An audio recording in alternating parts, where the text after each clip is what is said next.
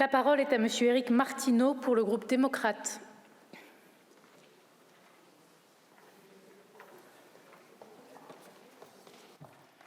Bonjour, Madame la Présidente.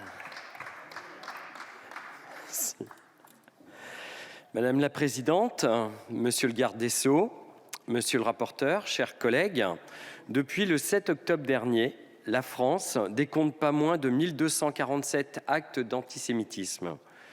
Dans notre République laïque et indivisible, ce décompte est insupportable. En effet, face à l'insupportable résurgence de l'antisémitisme, il y a une nécessité impérieuse de garantir l'unité de la nation. À raison, le président de la République soulignait il y a peu qu'il ne peut y avoir de tolérance pour l'intolérable.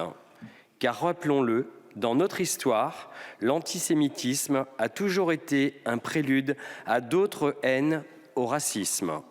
C'est pourquoi le combat qu'il nous faut mener face à l'antisémitisme ne doit et ne peut pas exclure la lutte contre d'autres formes de racisme et de discrimination. Bien au contraire, et ce, d'autant plus que la haine dont se nourrit la violence sait se réinventer. Tel un caméléon, elle est redoutable et sait parfaitement s'adapter, en particulier aux réseaux sociaux, trouvant en eux un terrain propice pour mettre à mal notre cohésion nationale. Face à cela, notre démocratie ne doit pas trembler.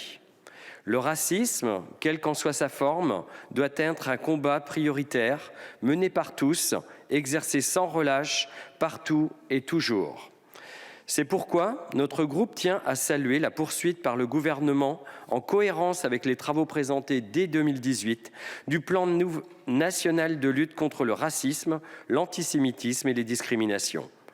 Plus encore, nous saluons également la politique menée par le ministère de la Justice et les circulaires prises par Monsieur le garde des Sceaux, afin que tout antisémitisme ou apologie ne demeure pas impuni. Et la présente proposition de loi constitue un énième pas vers cette lutte sans faille qu'il nous appartient de mener face au racisme ou l'antisémitisme. Car désormais, et il est heureux, le tribunal correctionnel pourra délivrer un mandat d'arrêt ou de dépôt en cas d'apologie de crimes et de contestation de crimes contre l'humanité. L'élargissement de cette possibilité à d'autres délits visés par la loi de 1881, votée en commission des lois, nous paraît relever du bon sens. En outre, le renforcement de la répression des provocations, diffamations et injures non publiques présentant un caractère raciste ou discriminatoire ou homophobe est une véritable avancée.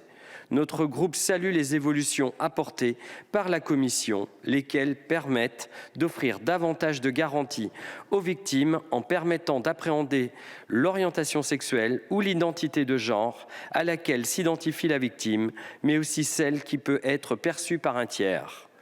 Plus encore, il est salutaire que l'efficacité du dispositif ait été renforcée en permettant que celui-ci soit accompagné d'un processus de justice restaurative.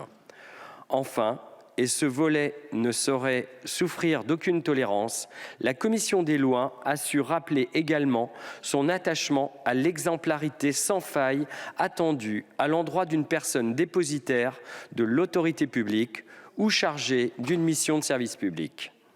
Pour toutes ces raisons, notre groupe démocrate soutiendra cette proposition qui nous permettra de nous doter d'un cadre normatif solide.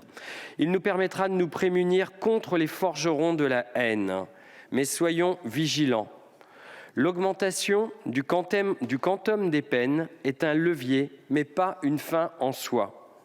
Attachons-nous également aux autres leviers, l'éducation et la prévention. À cet égard, nous ne pouvons que saluer tous les acteurs institutionnels ou associatifs qui œuvrent dans ce sens. Reste qu'en tout état de cause, si la justice incarcère, elle doit aussi réparer, contribuer à renouer le dialogue. Il en va de la concorde, il en va de notre cohésion nationale. Je vous remercie. Merci, Monsieur Martineau.